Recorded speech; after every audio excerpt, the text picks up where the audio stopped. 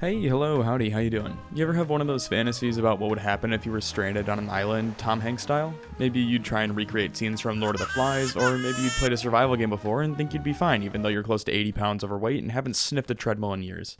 Well, today's video is going to explore my journey as I attempt to survive 100 days on a single tile island in the middle of an ocean. There's romance, fire, drama, furry raids, and so much more, so buckle up. I went with my all passions no skills character and chose Randy Random on Strive to Survive difficulty. The island itself is a tropical rainforest, so I didn't want to overdo it with Randy since the plagues here should be difficult enough to deal with without getting raided by guinea pigs with laser eyes. My first day, I crash landed and observed my surroundings. There's a set of ruins that I'm going to be turning into my little base with the ocean to my north. Looking back, I probably should have based a little closer to the water to make it safer for myself, but I'm a YouTuber. I don't get paid for being smart and thinking things through. Anyway, I sectioned off a small rice plot, but spent the rest of the day chopping down trees to wall in my new home.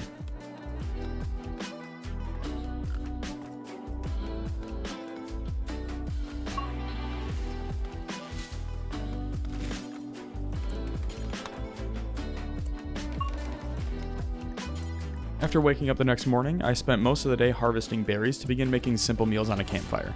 Luckily, there's enough on the island that a garden isn't the top priority, at least for now. With food taken care of, I began building on a roof for my new home. I want to try and clean up the base as fast as possible since you can stack up a ton of negative mood points over something simple like sleeping on the floor, sleeping without a roof, and sleeping in the heat. All of those are easy fixes as long as I can work unimpeded for a few days. With the roof placed, I started walling in the gaps of the ruins with wooden walls. They're not the most durable or the most insulated, but they do get the job done and let me grind out some construction levels, so I'll take it. When I wasn't doing that, I was adding hardwood flooring to the base. I started with a focus on the uncovered areas since it'd be easier to keep it clean, but the goal is to eventually replace all of the flooring with a nice hardwood interior, like every millennial's dream home. To end the day, I crafted a steel club just in case Randy decided he wanted to invade my small island with a guinea pig army.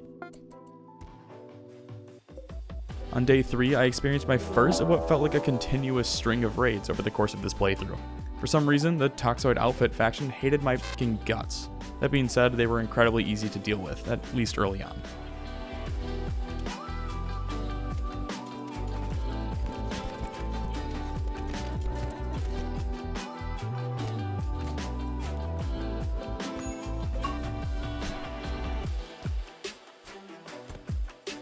Outside of that, the next few days were relatively quiet. With the attacker incapacitated, I quickly set up a prison cell and stuffed them in it. Unfortunately for me, I got incredibly unlucky as this was an unwavering prisoner, meaning no matter what, they could never be successfully converted to the cause. This left me with a few options. I could enslave them and use them for free labor. I could set them free by blindfolding them and pushing them off into the ocean on a raft made of sticks and leaves. Or I could sacrifice them to bless the rains down in Africa. I landed on the first option since I needed the manpower. At least for now. I focused on enslaving my new prisoner and also began planting my garden.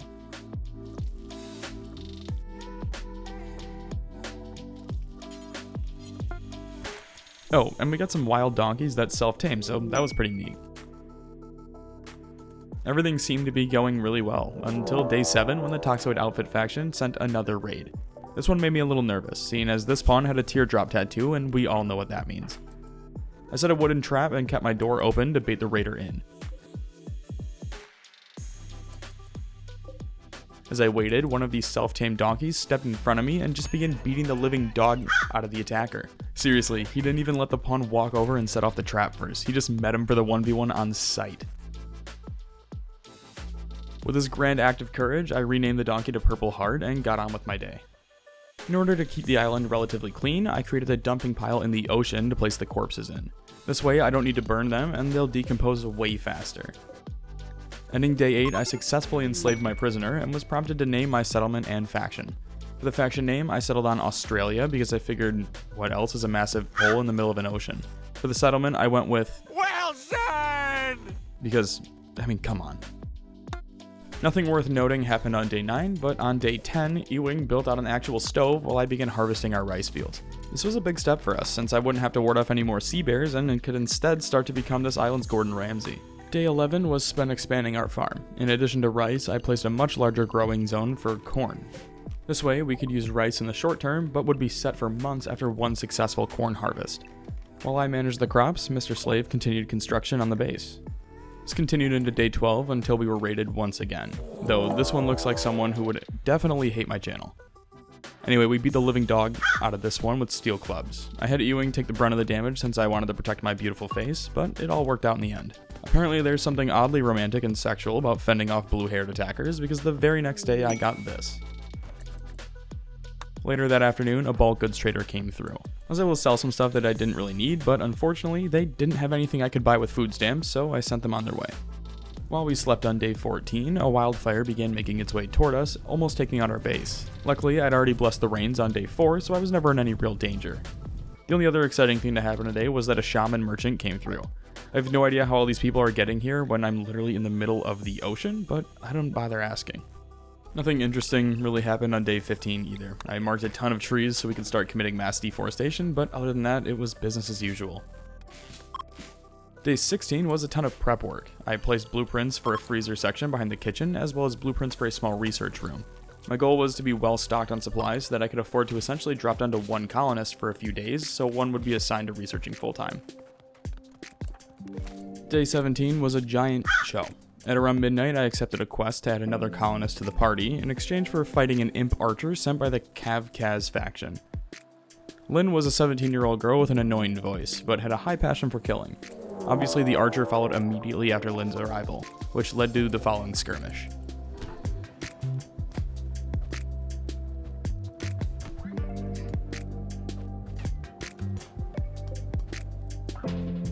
Luckily, we were able to down the imp without killing him.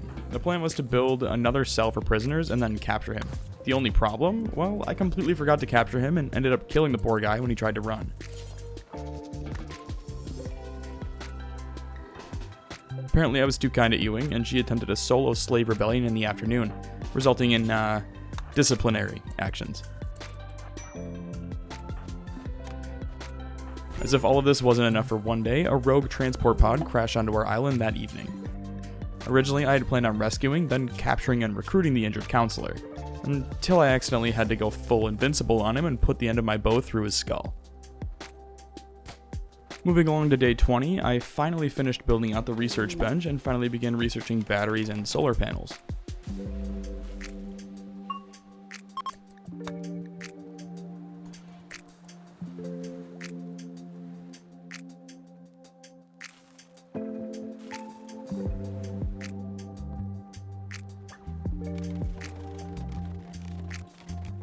After 3 days of dealing with this fiasco, I had the colony running just well enough to afford me going back to researching. Day 26 was arguably the most influential day of the entire video. I accepted another quest for a deserter to join. Cal is an absolute unit, coming equipped with some pretty solid gear and a rifle. He ends up single-handedly saving the faction later on, so keep him in your back pocket for now.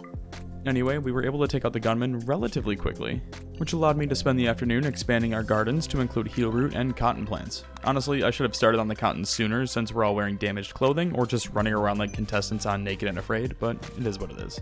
On day 28, the Toxoid Outfit faction attempted to raid me for like the 5th time. This normally wouldn't be an issue even with the 3 colonists I had, but after adding Cal, these raids were a walk in the park.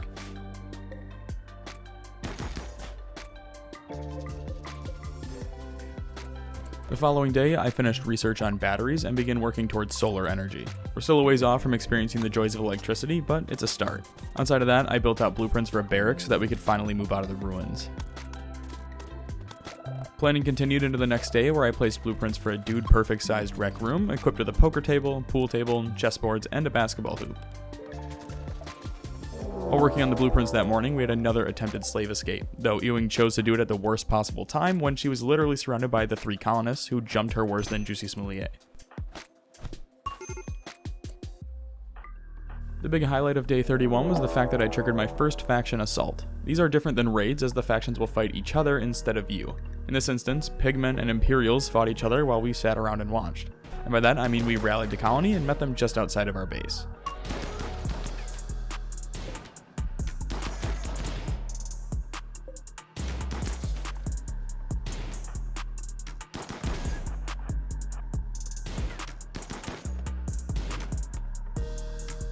Turns out Cal is so good that he even shoots his own teammates if he thinks we have too high of an advantage.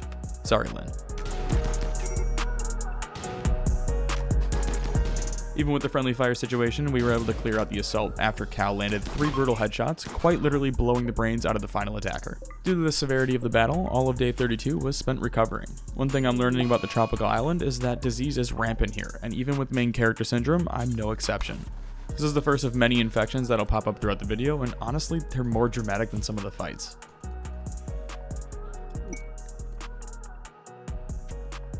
In the morning of day 33, I accepted a quest for Jenna to join our colony. She was being chased by 2 tortoises, which, I mean, okay, just walk away? I don't know, but we got her. She's only 7, but we needed someone to do the hauling and cleaning, and what better labor than child labor?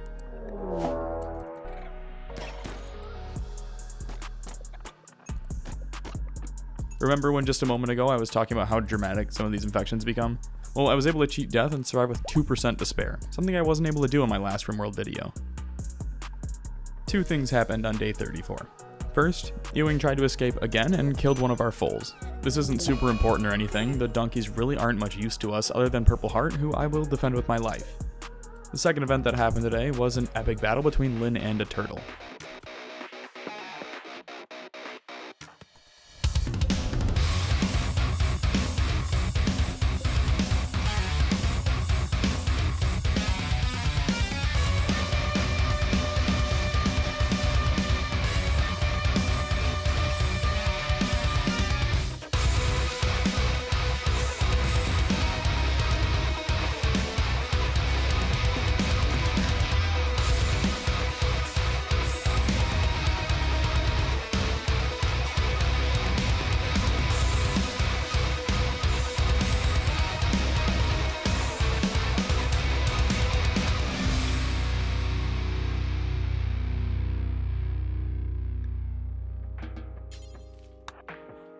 Over the next few days, things were relatively quiet. I could show you how I chopped down a ton of trees, but that's not all that exciting.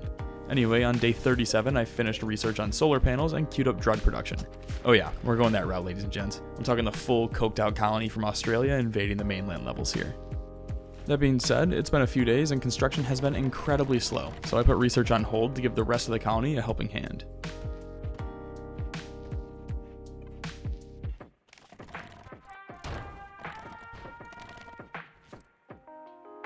On the morning of day 38, we were accidentally raided by a furry while on their way to Rainforest. It's not my fault they're trying to attack us. Arrgh. Luckily, it wasn't one of those super-powered fire-breathing furries, and we were able to capture it fairly easily.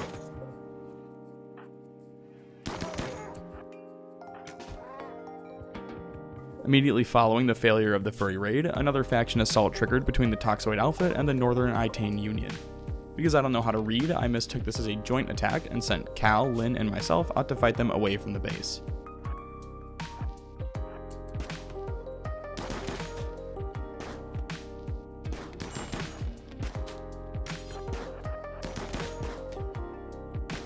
I was able to successfully use Lynn as bait to force a melee fight in the open, allowing Cal to gun down the attacker. All of this before turning my attention to the remaining soldiers who I'd completely forgotten about.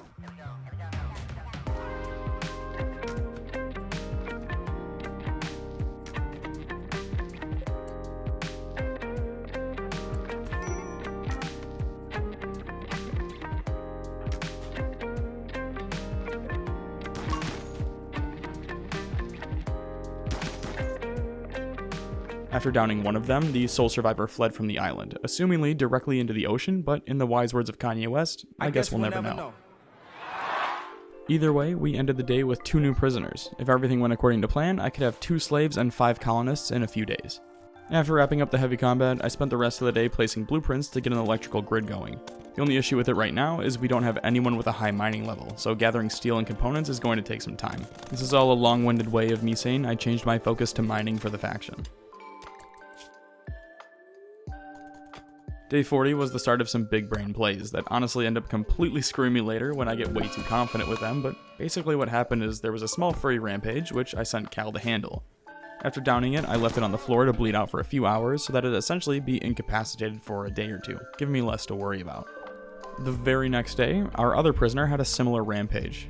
Alright, this one made me laugh a little bit when I watched it play out, because he literally just opens the door, yells at him, and then shoots him, and then just proceeds to tuck him back in, feed him, and tend to his injuries. All that was missing was a little kiss on the forehead. The only other thing worth noting today was that I successfully enslaved the furry that evening and assigned them to work with our animals, because, well, you know, it just makes sense. As long as they're not trying to upset any of the animals, I'm sure we'll be fine. If I don't die by bullets, it'll definitely be from infection. This is one of those things where we need penicillin, but I'm way too stubborn to focus on research and ended up getting the short end of the stick on this one.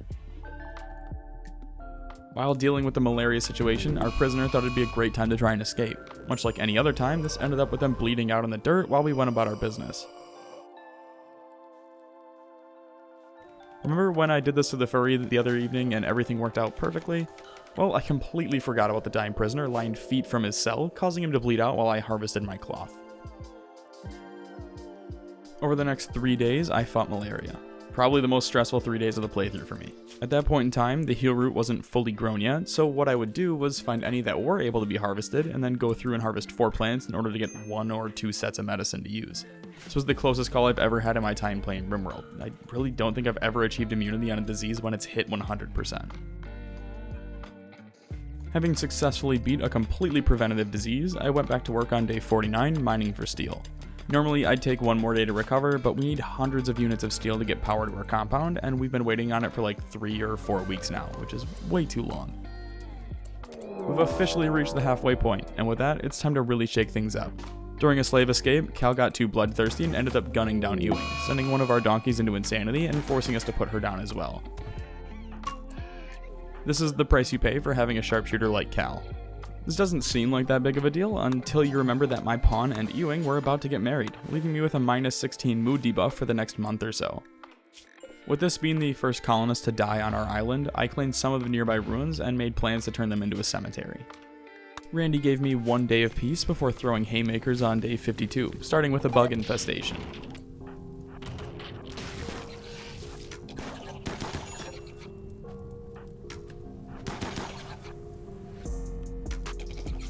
Immediately after slaughtering the mega spider, a slave escape triggered. This was another close call and one that we probably went a little overboard with, having shot the escapee 8 times, causing another near-death experience. Oh, and during all of this, our colony's lone child was battling a forest fire that was rapidly approaching our base. A few hours after all of this chaos wrapped up, a transport pod crashed, allowing us to capture the lone survivor. The next few days were pretty quiet, allowing us to recover and make some decent progress on the base. A war merchant also showed up, allowing me to buy a flame bow, which, in retrospect, probably not the best item to buy in a tropical forest, but you know, here we are. After like 30 days or so of working on our electrical grid, we finally managed to construct our first AC unit.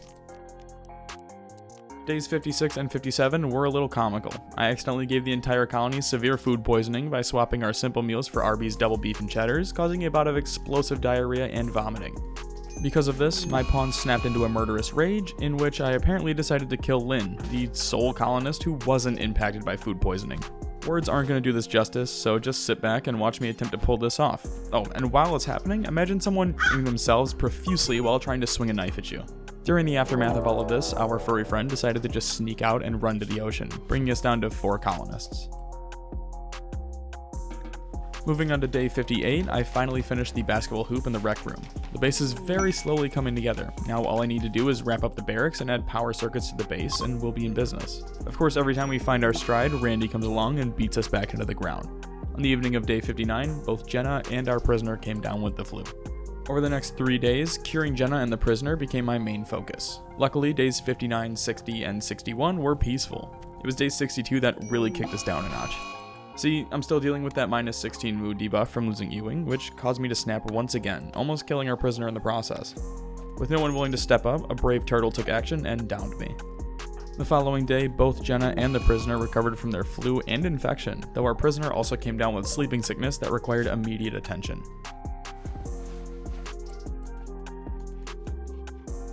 While recovering from our injuries, Randy decided to throw a small army of guinea pigs at us. Normally this isn't a problem, but I was stupid and underestimated the power of these furry fiends, separating my colonists to deal with them individually instead of as a unit.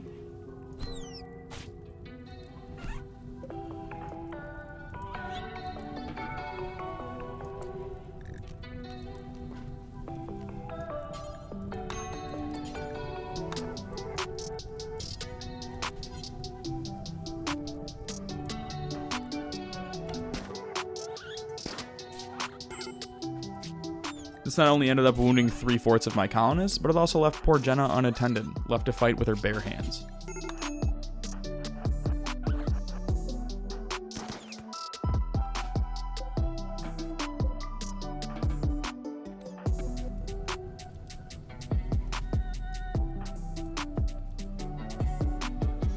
The aftermath was bleak. I became a sad wanderer, leaving Cal to do his best to stabilize Jenna, but she'd already lost too much blood by that point.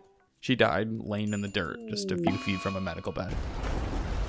To make matters worse, Lynn and Preds both came down with an infection during Jenna's funeral, causing us to be bedridden.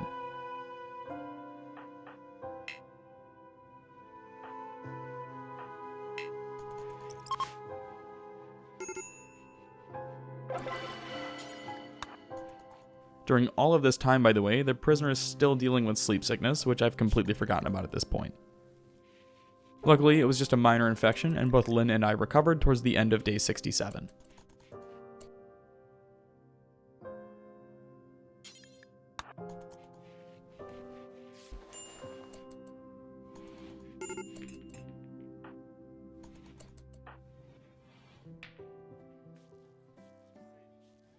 The next few days were entirely focused on building, until day 71 when I gave myself food poisoning yet again, and apparently it was so bad that it sent me into a catatonic shock. After this, I was carried to bed by a donkey, where I would lay during the darkest day of our small colony's life. It all started on day 72, when I decided to watch a chicken for 2 weeks in return for a new colonist. Randy saw this generous action and sent a massive fire through all of my crops. With one catatonic pawn and another on an insulting spree, Lynn was all we had left to be our volunteer firefighter for the day.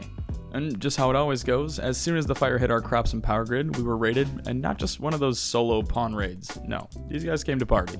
Around this time, Lynn had fired an arrow at one of the attackers, narrowly missing him. If this were any other bow, it would be no big deal, but I'd given Lynn the flame bow. When she missed, she struck a tree near our wooden base. This, in turn, created the second fire that would spread through our base, burning through over 800 corn, 1900 smoke leaf, 26 medicine, and over 300 rice, effectively completely destroying our food supply. Sadly, Lynn was no match for the attackers, and was downed, leaving Cal, who was too busy playing off-brand Jesus, hurling insults at the burning bushes. Since I can't draft him while in this state, we just have to wait for enemies to attack him, which is exactly what happened. My man was a menace, just casually slaughtering someone with an axe and walking away Tom Shelby style with a wildfire in the background. There was a brief intermission after this where Cal beat the crap out of our prisoner instead of the other assailant, who just attacked all of the animals he could get his hands on. A rogue alpaca did some damage to him, but he basically just reenacted that South Park scene where Randy and Towley get super high and then shoot all the cows on Integrity Farms. But in this case, instead of cows, it was all my fucking donkeys.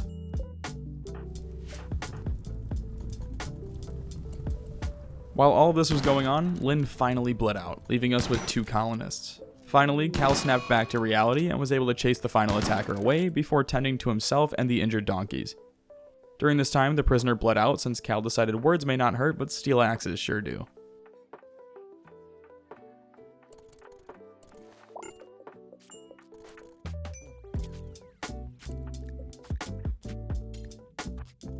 Funnily enough, my pawn woke up on day 75, decided he didn't want to be catatonic anymore since no one was feeding him breakfast in bed, and got to work assessing the damage.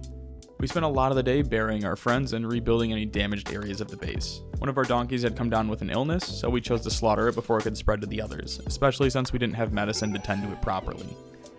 As is often the case with this playthrough, we got a good 2 days or so of peace before another wildfire came through, taking out one of our recently rebuilt solar panels. Since Cal is incapable of fist-fighting fires, there really wasn't much I could do aside for waiting for rain to come.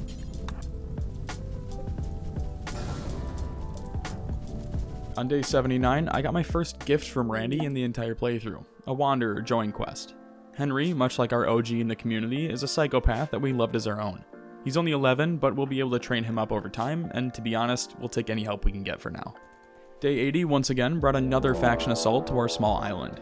For once, it wasn't actually Cal who was on cleanup duty, which was refreshing.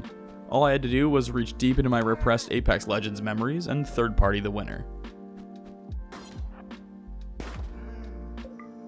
After the shootout, we gave Henry his first beer to celebrate. Day 82 saw us get raided by a new faction, the Memops, or Memops, however the hell you want to pronounce it.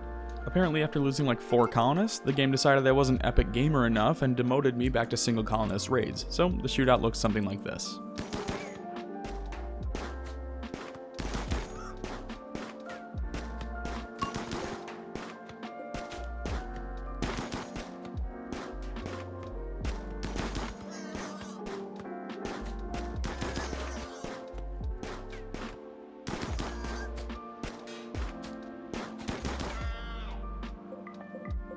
On day 84, that chicken I accepted the quest to watch over, well, it died from malnutrition because I forgot to feed it on account of my base being burnt down and everyone dying. You know that scene from Game of Thrones where the Hound is at the inn with Arya and the guy goes, "You gonna die for some chickens?" And then the Hound goes, "Someone is." Yeah, that scene? Well, we were those someones. Seriously, that chicken. Approximately 60 days after I started building them, I was able to successfully finish the barracks and rec room, though there's only 3 of us left now, so there's not much need for a barracks room at this point, and honestly I'd probably be fine with a chessboard instead of a whole building dedicated to happiness. If you thought the guinea pig raid was bad, well, wait till you see the atrocity that is alpha beavers. To be honest, I'm not sure what the difference is between an alpha beaver and a regular beaver, but I'm assuming the alpha beavers just slam pre-workout and watch Andrew Tate videos or something like that. Anyway, I underestimated them yet again and figured Cal would be fine to take them on. In actuality, well, they lit him up.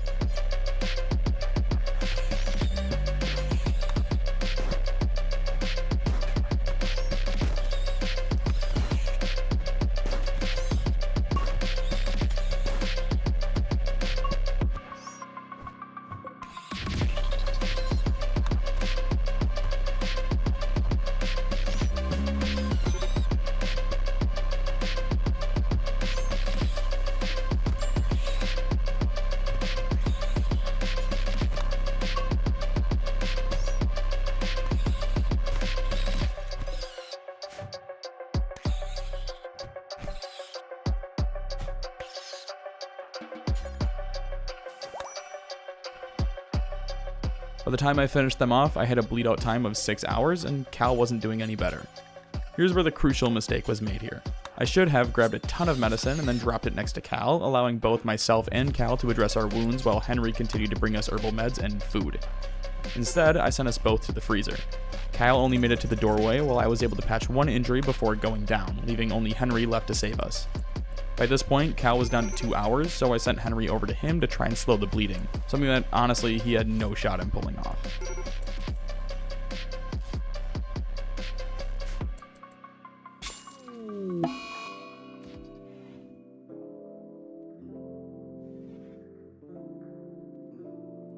Struggling with survivor's guilt, I went into another emo phase of sad wandering, blasting My Chemical Romance through my AirPods as I stared out into the ocean. 4 days after Cal's death, and like 2 months after I started building it out, I officially built out a workshop. At this point, we finished most of the base builds, at least until we progress a little further in the game.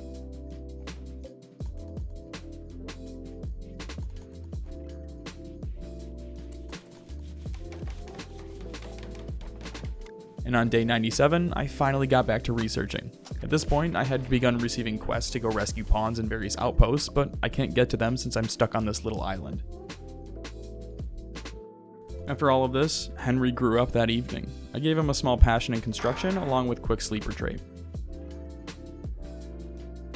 Day 98 saw me finally using that tailoring bench and crafting a full set of clothing for Henry, equipped with a cowboy hat and duster so we could fit in.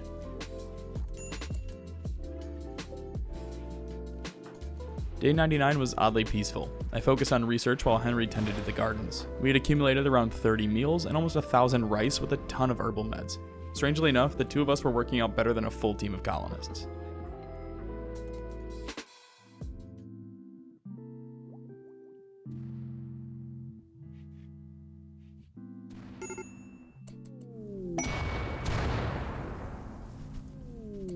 "100 days of being stranded on an island has made me appreciate Rimworld in a different light. This is a very strange playstyle and one I've never really attempted before. For starters, you can't go anywhere. There's no caravans that can travel on the ocean, so you're confined to whatever you roll on the map.